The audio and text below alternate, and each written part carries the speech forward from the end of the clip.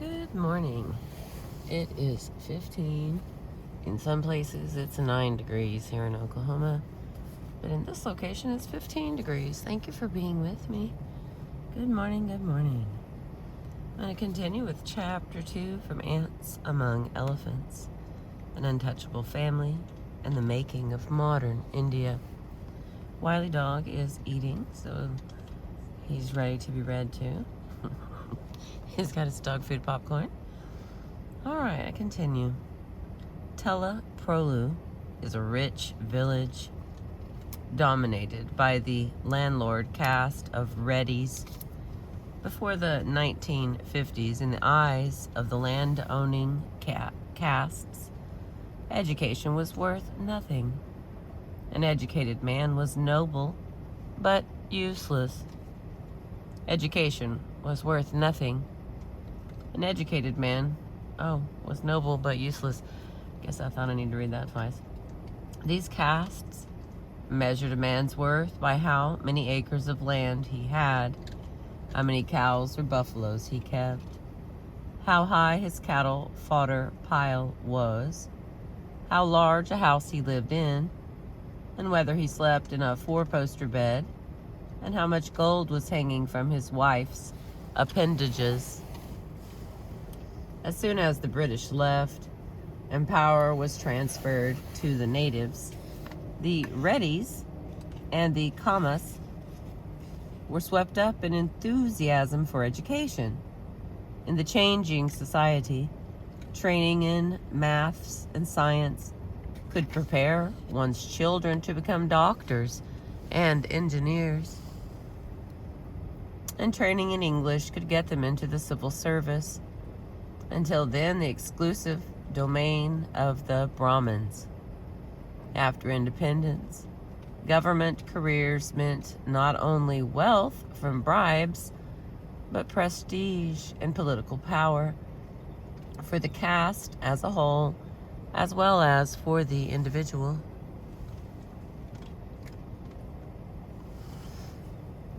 So in 1951, when the Reddies of Tela Prolu decided to educate their children, the district government obligingly set up a school in their village.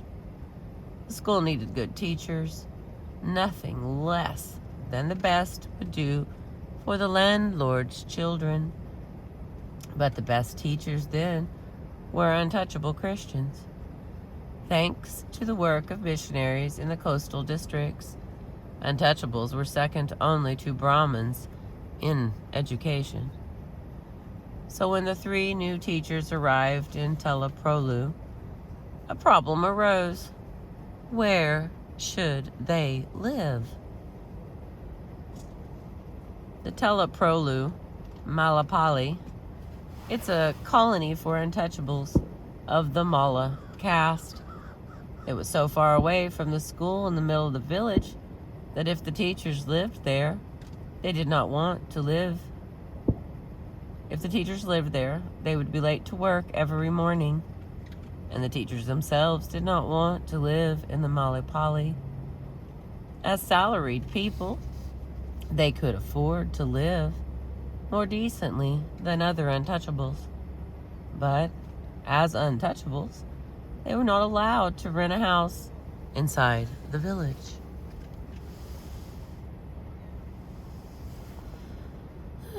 So the three Christian teachers went to the school committee and appealed for permission to rent the vacant lot next to the school building.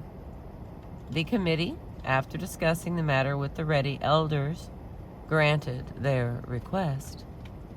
They could have a place in the village to live, segregated, but on the inside. In a vacant lot under tamarind trees, the Christian families erected small mud and thatch huts.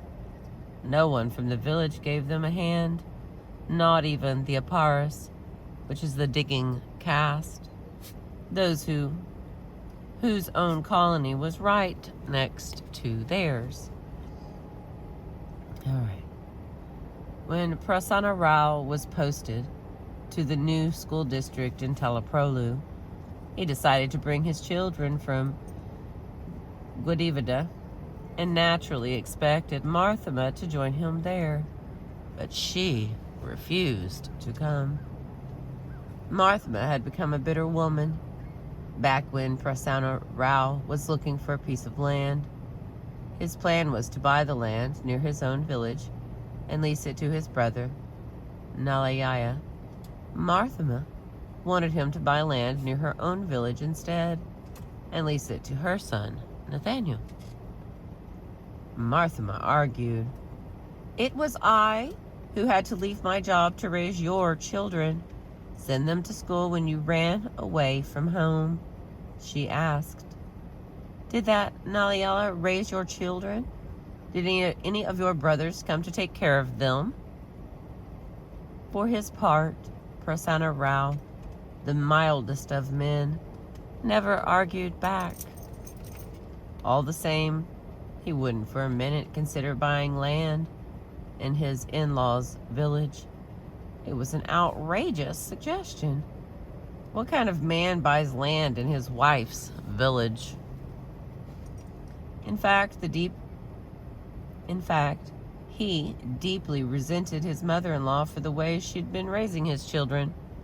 When he was in military, he thought he was sending her more than enough money to provide for them decently. Yet when he came home several years later, he was shocked to see them living like a coolie's children. What had she done with the 40 rupees he'd sent every month? It was a mystery to him.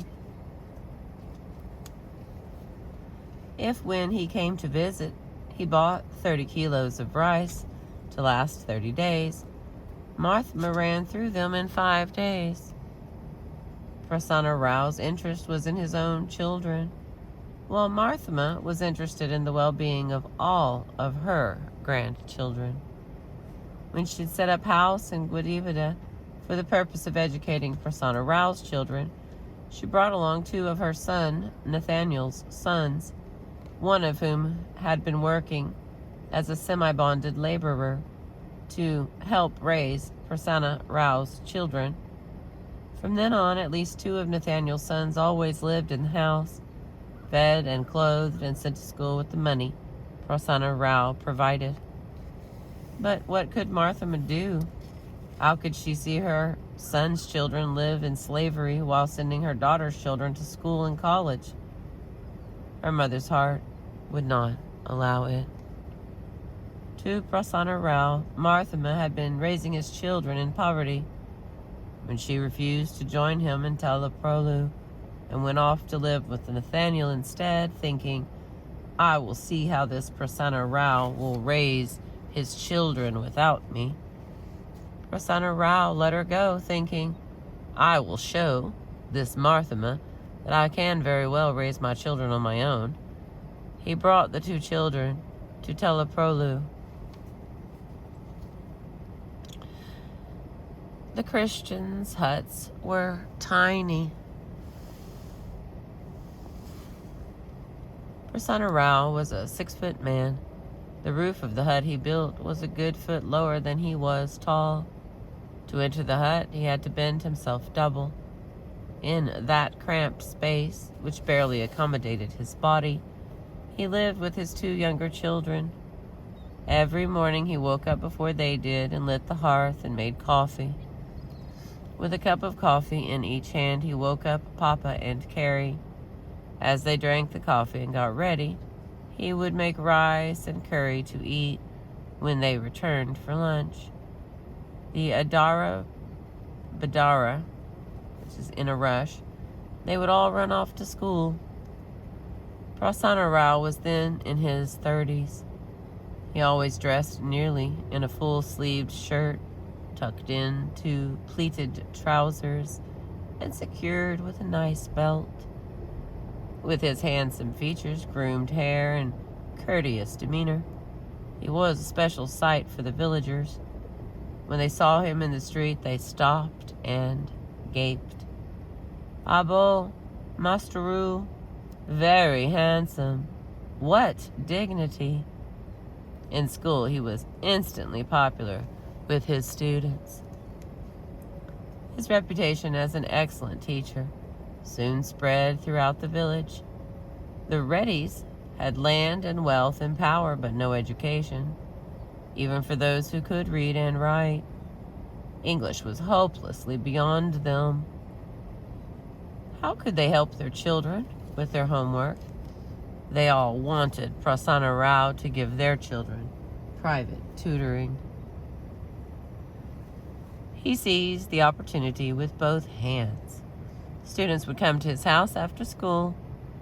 He charged only a small fee, only 5 rupees per head every month. But he had so many private students that he was soon making 10 times his regular teaching salary. In addition to fees, the grateful Reddy sent gifts to his home: milk, curds, butter, fruits, nuts, vegetables, pickles, cobs of corn, buttermilk, coconuts, honey, jaggery, sugarcane, fish, and many other things. In Teleprolu, Prasanna Rao and his children lived in plenty, as they had never lived before. There was nothing they needed. With this kind of income and no need to buy food, another man would have saved the money and bought land. But after his bad luck in Sankarapadu, Prasanna Rao didn't want to gamble. The land he had bought to supplement his income had only made the family poorer. He remembered too well the starvation they'd had to endure for the past 3 years. So he spent all of his salary to provide things for his children. Every day he would go to the bazaar and buy delicacies and sweets for them. For the first time in their lives, Papa and Carrie had fine clothes and new books. Not since her mother's death, when she was only 4 years old, had Papa lived with a parent of her own. Now, for the first time she could remember, she felt as if she was in her own home. She no longer had to fear her grandmother's scoldings and beatings. She didn't feel as if she was living at the mercy of others. "This is my house," she would say. "This is my father." Prasanna Rao, conscious perhaps of having neglected his children in the past, showered them with love. Papa was his favorite. She was 13 years old now and already wearing half saris, an intermediate step to a full sari that girls normally take at age 16. Taking after her father, she was growing like a beanstalk. Yet every evening, when Prasanna Rao returned home, he would lift her in his arms like a baby. Papa, who had never before known a parent's love, carrying her around like that, he would sing her lullabies. He was 12 years late, but better late than never. He didn't know any real lullabies, so he sang her hymns from the Andhra Christian hymn book. In the 3 years that his children spent with Prasanna Rao in Teleprolu, he made up for having deserted them, and then some. But with the cooking and housework, life was terribly hard for him, especially when the monsoon season came and he had to get up at 4 in the morning to light the hearth. The wood would be damp and it would take a long time to start the fire. A man of heft, he would have to get down on his elbows and knees in front of the little 3-brick hearth, bending low with his bottom hoisted way up in the air, and blow, blow, blow through an iron tube for over an hour. By the end of it, his lungs would ache.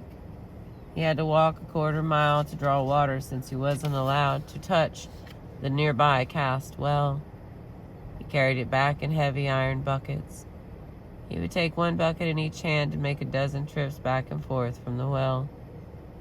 The family needed water for everything: cooking, drinking, taking baths, cleaning, washing. When Prasanna Rao cleaned the dishes, he had to scratch loose with coconut fibers and brick powder the food stuck to to the bottom of his earthen pots. When he did the washing, he had to beat the soaked clothes against a stone and then rinse them and dry them and fold them. Because he was living in the caste area, he had no one to help him. If he had been living in the Malapalli, he would have gotten all kinds of help. The untouchables of Teleprolu and even the surrounding villages were proud of their Masteru. But Prasanna Rao was determined to shield his children from the wretchedness and disease and shame of the Malapalli, and his children themselves were no help to him. They didn't know how to cook or clean. Marthama had always done everything for them. Prasanna Rao would return from school to lead his private classes without a moment's respite. Then late in the evening, he cooked for his children and fed them. No sooner had he fallen asleep than it was already 4 a.m. and time to wake up and fetch the water and get the fire started. He lacked one indispensable thing in that traditional society: a woman's presence. Papa took the initiative. When school holidays came, she told her father, "Give me bus fare to go to Parnasa. There we go." In Parnasa, Marthama's situation was not at all good. Her son's family, for whose sake she had robbed Prasanna Rao all those years, did not reciprocate her concern for their welfare. Nathaniel did not have much say in how his mother was treated. His wife, who was in charge of family affairs, did not care for her mother-in-law. She saw her as an unwanted burden. In Prasanna Rao's house, Marthama had been the master. Whatever she said was a verse from the Vedas. Living with Nathaniel, she had tasted the ordinary lot of a widow, where she was treated with contempt. When Papa appeared at the doorstep, Marthama took her in her arms. In each other's embrace, grandmother and granddaughter wept for a long time. When they recovered, Papa wiped her tears and made the little speech she had rehearsed on the bus. "Amama, you did so much for us. Without you, we would not have survived. Why abandon us now? Please come back to us." Marthama followed her willingly. With Marthama taking over for the second time the family responsibilities her daughter had left behind, Prasanna Rao put his mind to his work. Night and day he engaged students. He was making more money than he had ever dreamed of, and spending it freely on his family. In place of scarcity, Marthama now had abundance to manage. Now that their life was a chariot of flowers, it was time to bring back the eldest son, the one who'd left and never returned. Prasanna Rao sent him a letter. "Come home." 3 years earlier, when Satyam had gone, Satyam is Satyam. So when I sometimes say Satyam, it's just me being sloppy with my English. I'm sorry. So there's only one Satyam. But I listened to some of those back and I keep calling it Satyam. So those are different names. I do know that. But I'm cold maybe? I'm imperfect. So my apologies. Okay, 3 years earlier, when Satyam had gone off to college, it was as if the whole Kambham clan were sending a soldier into battle. Now he was returning to his family wounded and defeated. The day he was to come back, they prepared for his arrival, as if for a special guest. Marthama cooked a lunch with 3 different curries. The night before, she had made curds. Prasanna Rao went to the bazaar and brought home bananas and sweets. Carrie fetched a bucket of water for his brother to wash up. Papa placed a clean tumbler next to the bucket. She lowered the cot where their father slept at night and spread a clean sheet neatly over it for her brother to sit on. When Satyam walked in and they saw him for the first time since he had left for college, they were shocked. He looked like a famine victim, with sticks for arms and legs and a big pot for a belly. His skin was pale, his eyes looked yellowish. His beard had never been trimmed. Prasanna Rao finally found his voice. "Okay, come wash up and eat something." No one could think of anything to say until night fell and Satyam went to sleep. When they sat together and made plans to restore his health, Marthama said that goat's milk would quickly strengthen Satyam's body. The next day, Prasanna Rao went to the bazaar and bought a goat. He finally had the means to follow the advice the doctor had given him 19 years earlier when Satyam was born. Give your son some milk every day. In the morning, as Satyam sipped his coffee, Carrie clipped the overgrown nails on Satyam's fingers and toes and shaved his beard. Papa boiled water and Carrie bathed his brother, gently scrubbing his delicate body. Papa laid out his clothes. They did everything for him. Carrie and Papa would fetch water for him, bring him a towel. They served him food and washed his hands after he had eaten. This marked the beginning of Satyam's lifelong physical dependency on others. He never learned to shave. He couldn't clip his own nails or even bathe himself. First, his brother and sister would do all such things for him, and then his wife, and finally his political followers. If he wanted a pen, he would say, "Someone, bring me a pen." But even writing was too much for him. He preferred to dictate. It's astonishing that anyone could go on living like that. It takes a lot of effort to be so helpless. But Carrie and Papa loved to pamper him. They simply adored their brother.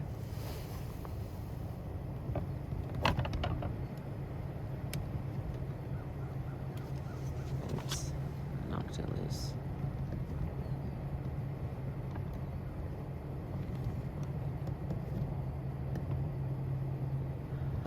The sun is coming, but for some reason it's not showing up.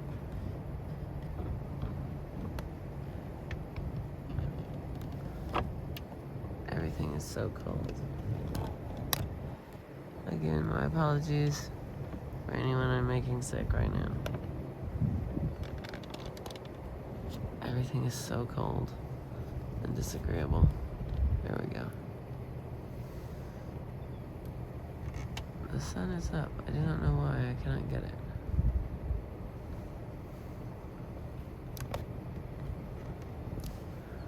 Okay, I do know why. Because it's 15 degrees and it's super cold. Okay.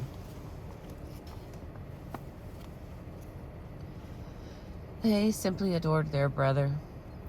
In Prasanna Rao's house, no one ever said a word about the college debacle.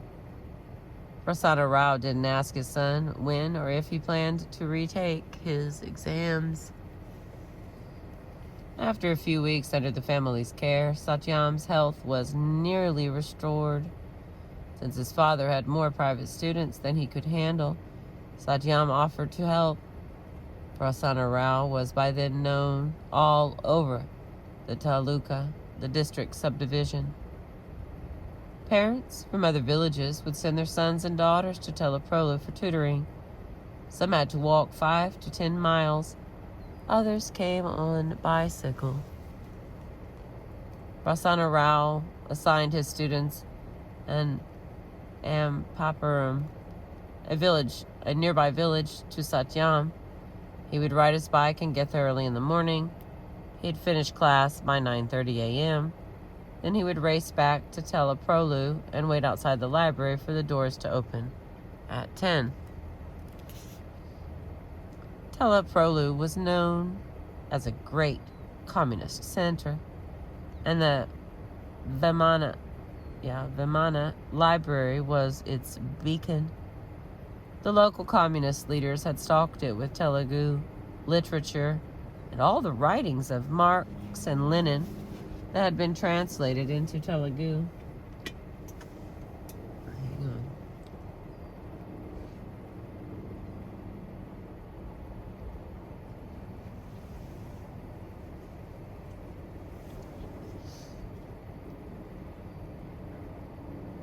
With around 1,000 volumes and some 30 or 40 dailies, weeklies, and monthlies, housed in 2 modest rooms, equipped with wooden benches. It was not as big as the city library, but for Satyam, it was perfect. 2 years he went there daily. He read every book in its collection, from the medieval Telugu epic Manu Charithra to the latest poems of Sri Sri. In the library, he read the novels of Shalom and Kodavaganti, Kutumbo Rao, and many Bengali novels in Telugu translation. They were the first works of Indian literature to depict romantic relationships realistically. He read them looking for answers. In his dreams, every night, Satyam found himself racing to the station to catch a train.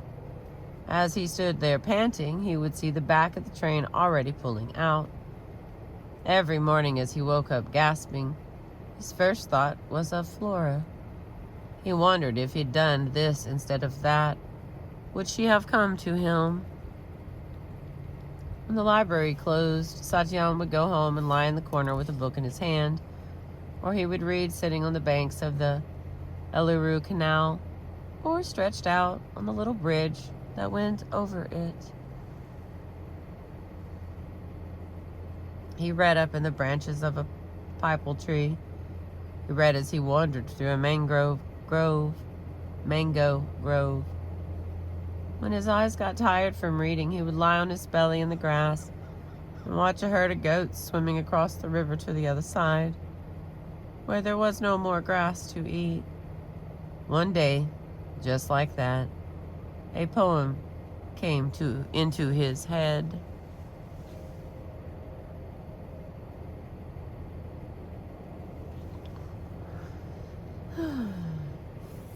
For this swim, that grub is just enough.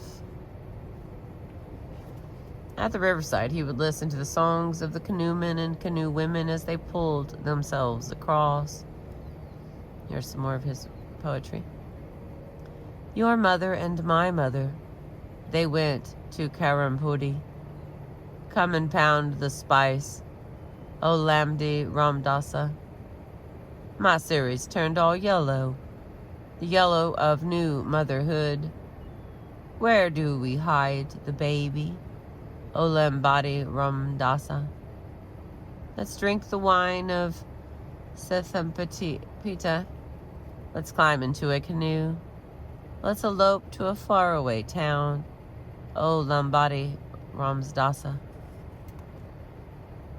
Sitting in the library, holding the latest issue of Telugu Swatantra in his hands, Satyam could not believe his eyes. He read that story, his first published story, over and over. It read even better in print. The editor had changed the original title, Siksha Simrti, literally penal code, but the word Siksha means education as well as punishment to father and son, losing the pun, but no matter.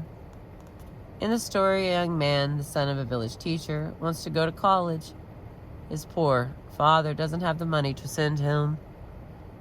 One day, the young man leaves home and boards a train to Bombay, where there he finds a job. He starts sending money to his poor father back in the village. Every month, his father receives a money order, but never a note from his son. The young man never asks after his father's health, nor does he write to tell about his own. When his father writes letters, the son ignores them.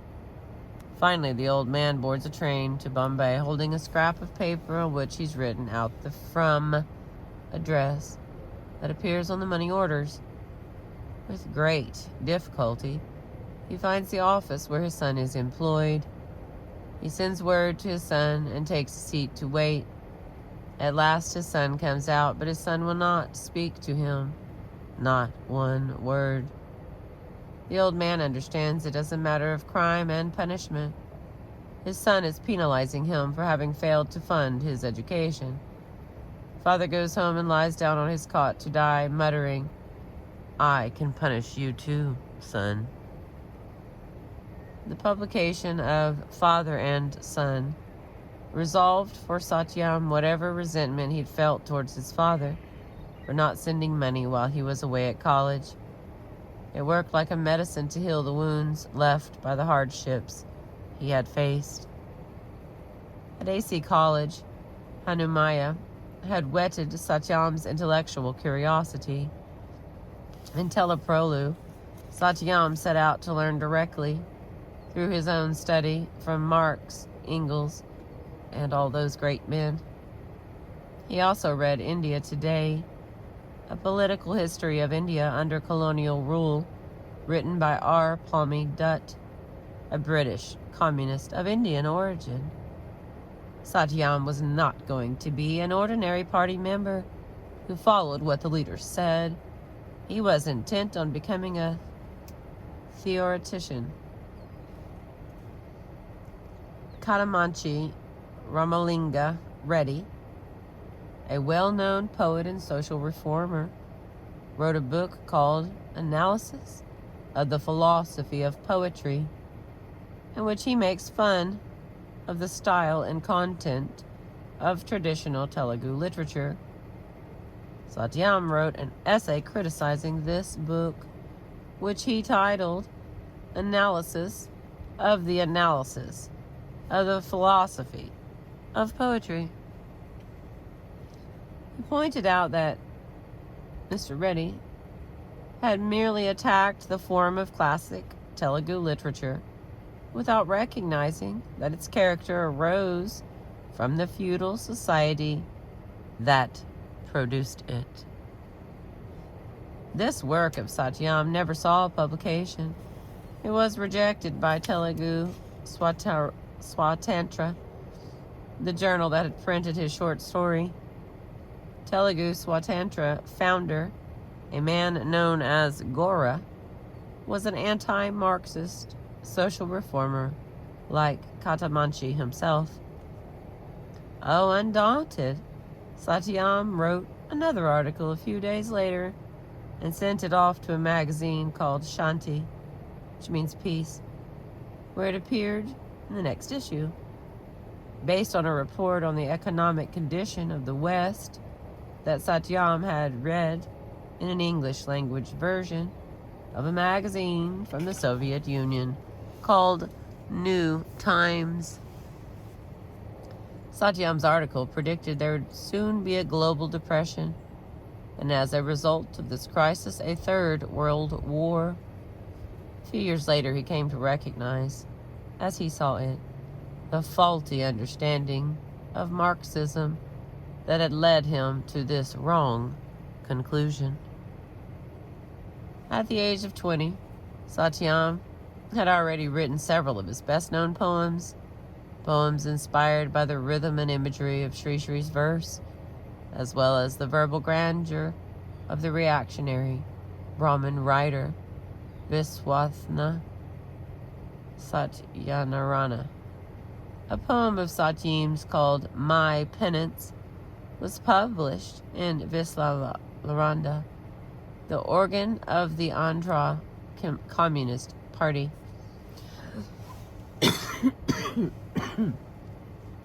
Excuse me. I've got the local congestion myself. All right, here's his poem called My Penance. This night is a bird that flapped its terrible wings. This night is venom spewed by the fanged demon. From this night, from this earth, towards the light of a new world, towards the sweet morning light. This is my penance for the meek and the oppressed, and for the lowest of low. This is my penance, a fearsome march against the evil and the cruel.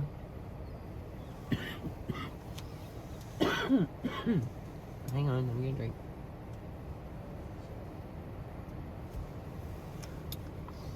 I'm running out of energy here. I can feel the coughing coming. Okay. In Teleprolu, it was thought that Satyam must be a saint or a sage. He sat under the tamarind tree in the lot beside the school, just like Buddha, under the pipal tree, always reading, writing, thinking. This son of Prasanna Rao, failed student though he was, became for his father a source of great pride. Alright,